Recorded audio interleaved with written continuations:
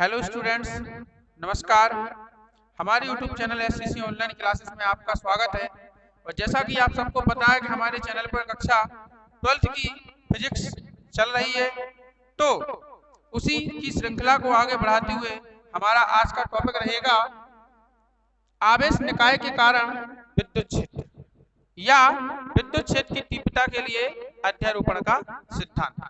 उस दिन हमने अनेक आवेशों द्वारा लगने वाले बलों के लिए अध्यारोपण का सिद्धांत बताया था। और आज हम जो अनेक आवेशों के कारण जो अनेक तीव्रताएं हैं उनके लिए हम अध्यारोपण का सिद्धांत बताएंगे। इसको ऐसा ही बोल सकते हैं कि अनेक वो आवेश निकाय के कारण विद्युत क्षेत्र। ठीक है, तो पहले हम देखते हैं कि अध्यारोपण का सिद्धांत कहता क्या है। इस सिद्धांत के अनुसार अनेक आवेशों द्वारा किसी बिंदु पर उत्पन्न कुल तीव्रता, इस सिद्धांत के अनुसार अनेक आवेशों द्वारा किसी बिंदु पर उत्पन्न कुल तीव्रता है। कुल तीव्रता उनकी मतलब उन आवेशों की अलग अलग तीव्रताओं के सदिश योग के बराबर होती है। मतलब जो अनेक आवेश है अपने पास, देखो Q1 है, Q2 है, Q3 है, डॉट डॉट है और Qn मतलब n आवेश है। तो सभी आवेशों के कारण किसी बिंदु पर उत्पन्न कुल तीव्रता जो होती है उनके अलग अलग आवेशों द्वारा उत्पन्न अलग अलग तीव्रताओं के सदिश योग के बराबर होता है। यही है अध्यारोपण का सिद्धांत। अब इसको हमें गणितीय रूप में व्यक्त करना है, व्यंजक इसका स्थापित करना है, तो हम कैसे करेंगे। पहले आप चित्र को देखिए कि हमारे पास कोई पॉइंट P है, ये कोई बिंदु है P है।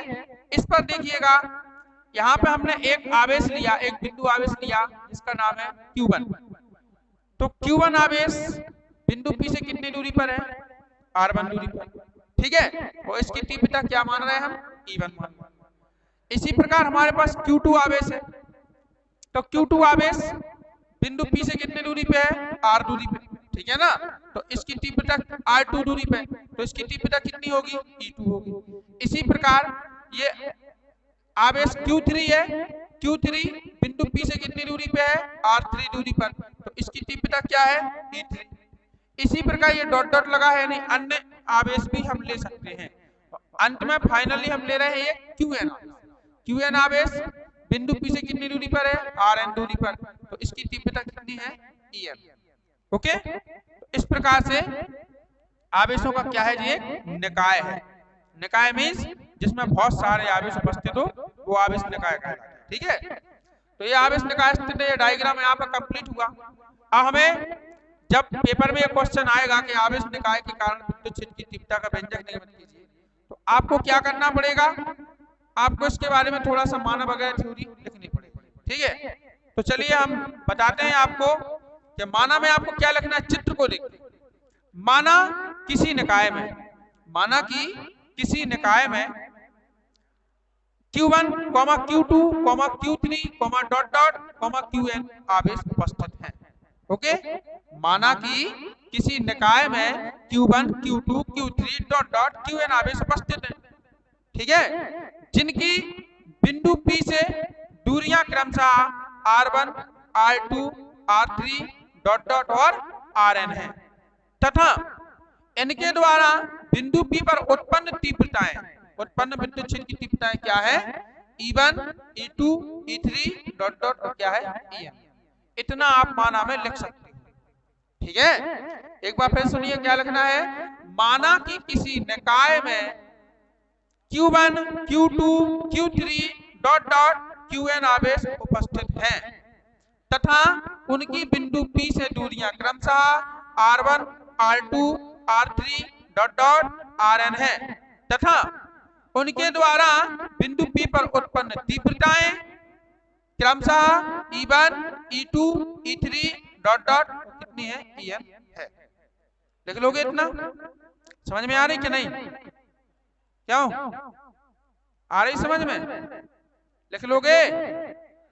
ठीक है, तो फिर लिखना है आपको। इतना लिखने के बाद तब अब इनकी अलग अलग तीव्रताएं निकालेंगे, E1, E2, E3 के मान है, तो तब Q1 के कारण बिंदु P पर विद्युत क्षेत्र की तीव्रता। ठीक है, तो E1 है, E1 बराबर कितना आएगा, अच्छा बिंदु आवेश के कारण विद्युत क्षेत्र आपने पढ़ा ही है अभी, पढ़ा है, तो वही फॉर्मूला इसमें लगना है। 1 कितना हो जाएगा 4 पाई एप्सिलॉन 0 इंटू जो हो जाएगा आपका Q1 और बटे कितना हो जाएगा R1 का स्क्वायर। ठीक है, इसी प्रकार फिर आपको लिखना है Q2 के कारण बिंदु P पर उत्पन्न बिंदु छेद की तीव्रता, तो कितना बन जाएगा आपका एक मिनट, तीव्रता हो गई। हाँ, तीव्रता एक सदिश राशि है तो इसकी आपको दिशा भी बतानी पड़ेगी, तो यहाँ पे वेक्टर लगाना है। ठीक है, तो इसकी आपको दिशा बतानी पड़ेगी, तो ये बन जाएगा आपका R1 कैप। ओके, दिशा होगी।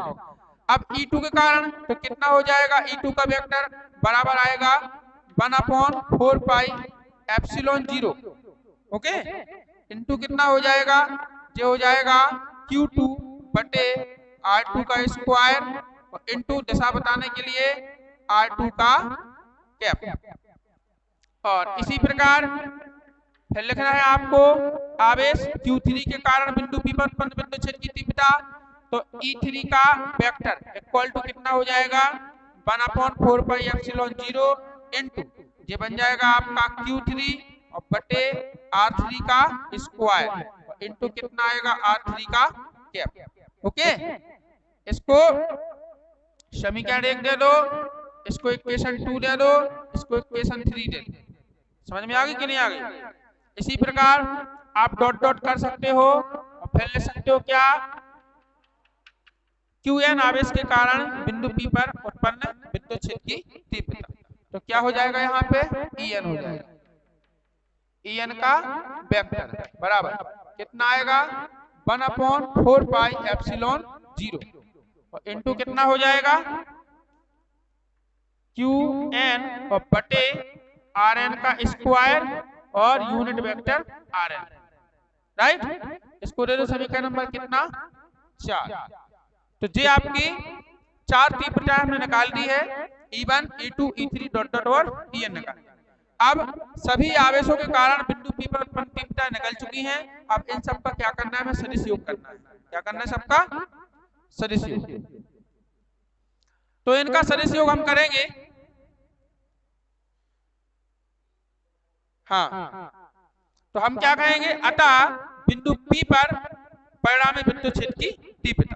ठीक है, अतः बिंदु P पर परिणामी विद्युत क्षेत्र की तीव्रता, तो E वेक्टर बराबर कितना बन जाएगा E1 वेक्टर और प्लस कितना हो जाएगा E2 वेक्टर और प्लस कितना हो जाएगा E3 वेक्टर और प्लस क्या आएगा आपका डॉट डॉट और प्लस क्या हो जाएगा En वेक्टर। ओके, समझ में आ रही, जोड़ रही सबको, सदिश योग कर दिया। अब मान रख दो समीकरण 1 2 3 व 4 से, तो E वेक्टर बराबर कितना आएगा 1/4 pi epsilon 0 Q1 upon R1 का square into R1 cap.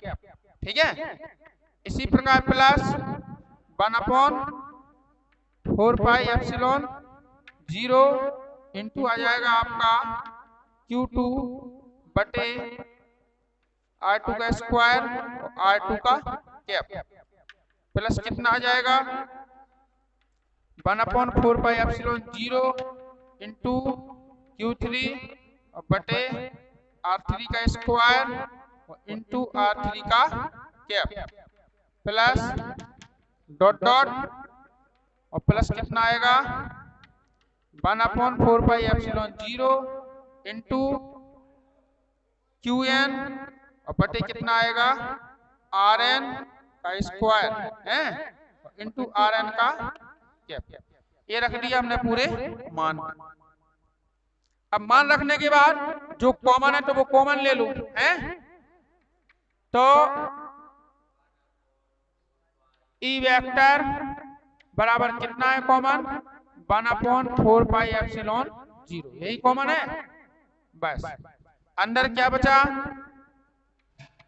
Q1 बटे R1 का स्क्वायर और R1 कैप प्लस Q2 बटे R2 स्क्वायर और R2 का कैप फिर प्लस Q3 बटे R3 स्क्वायर।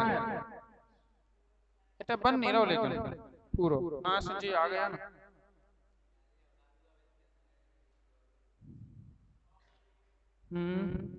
ऐसा कर रहे हैं, ऊपर वाला मिटाए ले रहे, मिटाने हैं। ठीक है, तो यहाँ बस इतना हो गया। हम ऊपर से रब कर रहे हैं, देखो ऊपर कैसा करना है आगे कैलकुलेट।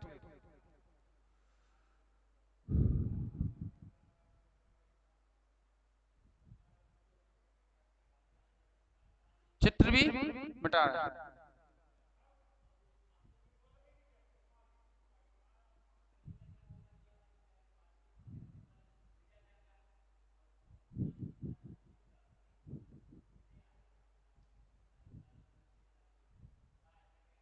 देखिए इधर तो ई वेक्टर बराबर 1/4πε0। ठीक है, ये कॉमन आ गया, ये कॉमन आ गया तो यहाँ क्या बचा Q1 बटे R1 स्क्वायर, R1 का कैप प्लस Q2 बटे R2 का स्क्वायर और R2 कैप प्लस Q3 बटे R3 का स्क्वायर, R3 कैप, फोन काट दो, R3 कैप प्लस कितना आएगा डॉट डॉट काट दो डॉट डॉट और फिर आएगा आपका Qn बटे Rn का स्क्वायर। ठीक है, और Rn का कैप। ओके, इतना हो गया। तो इस प्रकार हमने यहाँ पे ये कॉमन लेके लिख लिया, जो बचा वो लिख लिया। अब क्या करना है इसके बाद, बस वैसे तो आप इसी को आंसर दे सकते हो, इसको नहीं देना हो तो इसको छोटे रूप में हम कैसे लिखेंगे देखिएगा। ई वेक्टर बराबर कितना है अपने पास 1/4πε0 इंटू। ठीक है, अब कोष्टक में जैसा योग है, इस योग के लिए हम या तो समाकलन का यूज करते हैं या फिर नहीं तो हम बड़े सिग्मा का यूज करते हैं। ठीक है, तो इसके लिए हम सिग्मा का यूज करेंगे। चलिए कैपिटल सिग्मा लगाएंगे ऐसा, और एन बराबर, अब देखिए सॉरी इसका योग लिखना है, योग लिखना है तो आई बराबर, योग के लिए हम क्या का यूज करते हैं आई का। तो आई बराबर कहाँ, आप जो वन से है ना 1 2 3 ऐसे डॉट डॉट वन से है तो कहाँ तक एन तक, तो आई बराबर लिमिट आएगी 1 से लेके कहाँ तक एन तक। और सिग्मा के अंदर अब Q1 Q2 Q3 dot dot dot Qn तक जुड़ रहा है। ठीक है, तो यहाँ पे क्या लिख देंगे हम Q I, संकेत में आई और बटे। अब यहाँ पे R1 R2 R3 ये भी जुड़ रहा है, तो यहाँ पे क्या कर देंगे हम R I का स्क्वायर। ठीक है, अब ये कैप वाले देखो यूनिट वेक्टर यही जुड़ रहे हैं, R1 cap R2 cap R3 cap dot dot dot Rn cap, तो हम यहाँ पे क्या लिख देंगे RI कैप। और इस प्रकार से जी हमारा अध्यारोपण का सिद्धांत कंप्लीट हुआ।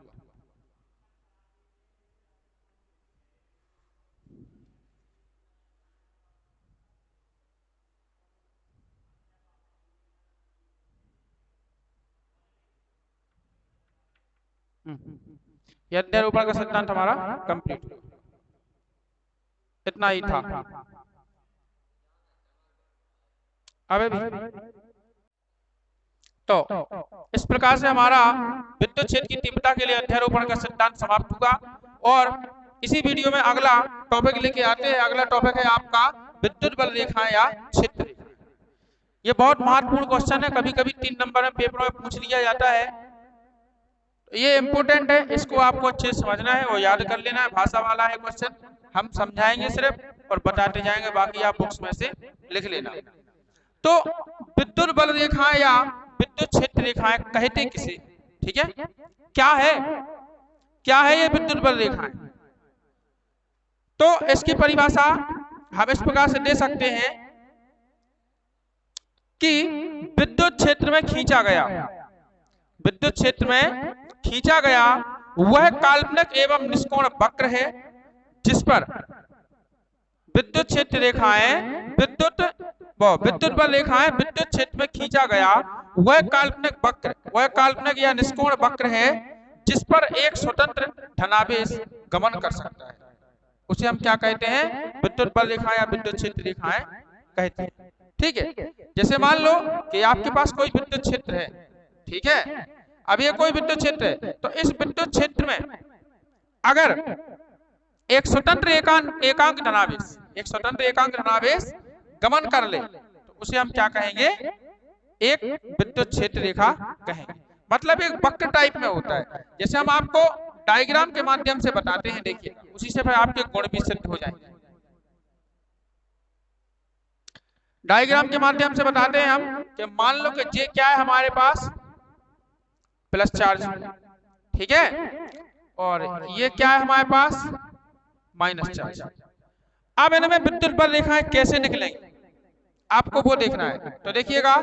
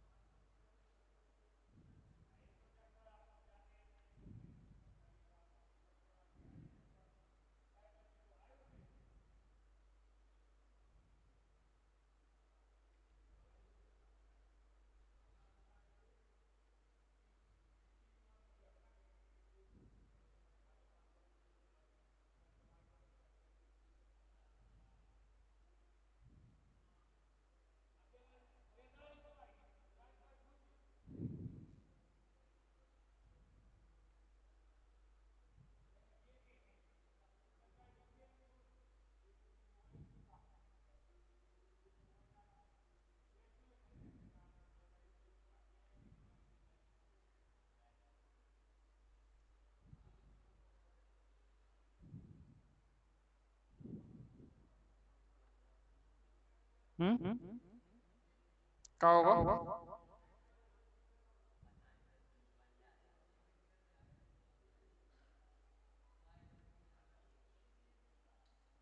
ठीक है, तो ऐसे होती है विद्युत क्षेत्र।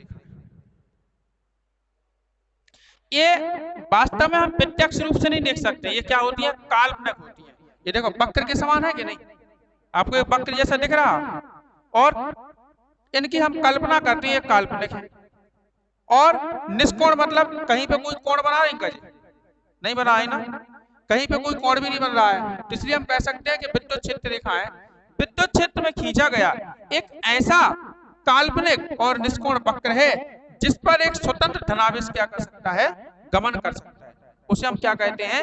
विद्युत बल रेखाएं या विद्युत क्षेत्र रेखाएं कहते हैं। बल रेखाएं इसलिए कहते हैं क्योंकि इनके द्वारा क्या होता है? बल आरोपित होता है। जब तक विद्युत क्षेत्र रेखाएं ना निकले तब तक किसी भी चालक में करंट फ्लो नहीं होगा। ठीक है, करंट फ्लो नहीं होगा, उसके लिए विद्युत क्षेत्र रेखाओं की जरूरत होती है। तो ये क्या करती हैं? बल आरोपित करती हैं जी रेखाएं। ठीक है, इसलिए क्या होता है? इनको विद्युत बल रेखाएं कहते हैं। और क्षेत्र रेखाएं क्यों कहते हैं? क्योंकि जब ये निकलती है तो एक क्षेत्रफल घेरती है कि नहीं, इसलिए ये क्या कहलाती है? विद्युत क्षेत्र रेखाएं भी कहलाती है। तो बल रेखा या क्षेत्र रेखा कुछ भी आ जाए, बात एक ही है, कुछ भी दे सकते हैं पेपर में, तो आपको ऐसा परिभाषा लिखनी। अब देखिएगा, अब हम बात करें इनके गुणों की कि विद्युत बल रेखाओं के गुण क्या होते हैं। तो सबसे पहला तो यही होता है कि ये रेखाएं धनावेश से प्रारंभ होकर ऋणावेश पर क्या होती हैं? समाप्त होती हैं। देखो, धनावेश से स्टार्ट भाई और कितने कम भाई? ऋणावेश पर खत्म भाई। धनावेश से स्टार्ट भाई, ऋणावेश पर समाप्त। धनावेश से स्टार्ट भाई, ऋणावेश पर समाप्त। देखिएगा,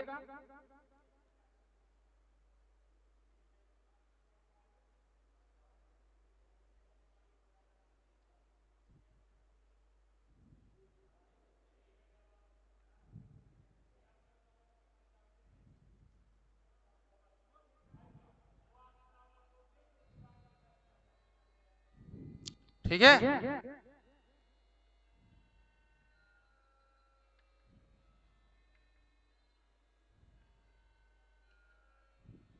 राइट। इनकी दिशा कैसी होगी?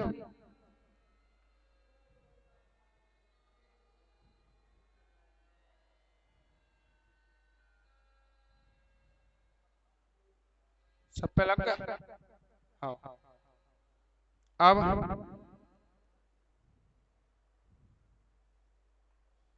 जे ऐसी आएगी और जे कैसी आएगी, यानी ऐसी। ठीक, आ रही समझ में? तीर का दर्शा रहा हूं, तीर के चिन्ह से दर्शा रहा है कि धनावेश से प्रारंभ हो रही और ऋणावेश पे क्या हो रही, समाप्त। पहला गुण याद हो गया, बन जाएगा। ये रेखाएं एक लचकदार डोरी के समान होती है। क्या होती है? लचकदार डोरी के समान होती है। आपको ऐसी डोरी डोरी से नहीं दिख रही, लचकीली डोरी सी। तो एक जे हो गया, दो गुण हो गए। और गुण, हाँ, ये एक दूसरे को कभी काटती नहीं है। तो बताइए, इतनी विद्युत बल रेखाएं हैं, इसने कभी किसी को काटा है? एक दूसरे को नहीं काटा ना, नहीं काटा।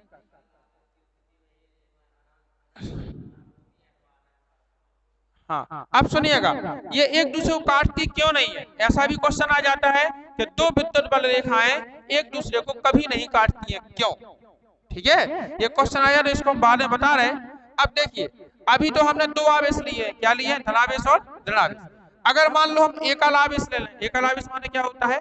एक आवेश। अगर एकल आवेश यदि हम ले लें तो इसमें दो कंडीशन होती है कि मान लो कि हमने एक चार्ज ले लिया केवल प्लस, ठीक है? तो प्लस, यदि हमने प्लस चार्ज लिया तो ये रेखा प्लस आवेश से निकलेगी और कहां खत्म होगी? अनंत। मतलब ये रेखाएं फिर कैसी निकलेगी? ऐसी, ऐसी प्लस आवेश से निकलेगी, इसकी दिशा ये रहेगी और कहां खत्म होगी वो? अनंत पर।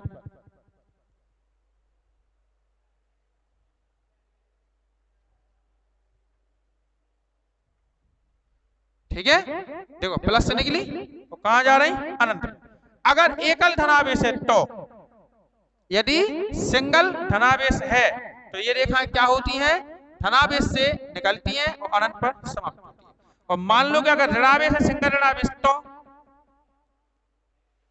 तो सिंगल ऋणावेश के लिए देख लीजिए,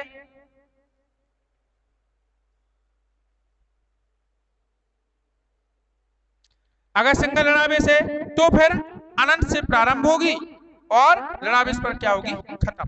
फिर उल्टा होगा, ऊपर से, यानी अनंत से प्रारंभ होगी, ऐसे अनंत से आएगी तो कहां मिल जाएगी? ऋणावेश पर।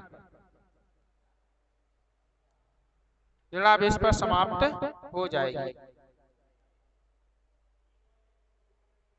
ठीक है, एक ये गुण हो गया। ये रेखाएं हमेशा चालक के लंबवत निकलती है। जैसे मान लो कोई चालक है, ये कोई चालक है, ठीक है, प्लस आवेश इसमें स्थित है, तो ये चालक है, तो चालक के कैसे लंबवत निकलेगी? कैसी निकलेगी? लंबवत, ऐसे, ऐसी निकलेगी जी रेखा। तो बताइए, ये निकल रही तो इनके बीच में कितने का कोण बन रहा? 90 का। बन रहा हो कि नहीं? देखो सीधी निकल रही तो कितने का बन रहा है? 90 का। तो इसलिए कहेंगे रेखाएं जो है चालक की कैसी निकलती है? लंबवत। एक चीज और होती है, अगर विद्युत क्षेत्र सघन है, विद्युत क्षेत्र, यदि विद्युत क्षेत्र प्रबल है, विद्युत क्षेत्र प्रबल है तो रेखाएं सघन होती हैं, और यदि विद्युत क्षेत्र दुर्बल है, कमजोर है, तो ये रेखाएं कैसी होती हैं? विरल होती हैं।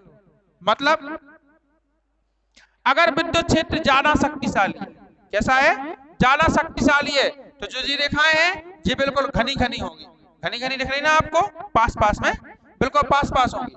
और यदि विद्युत क्षेत्र दुर्बल है यानी कमजोर है, तो जो पास पास में रेखाएं वो कैसी होगी? फिर दूर दूर।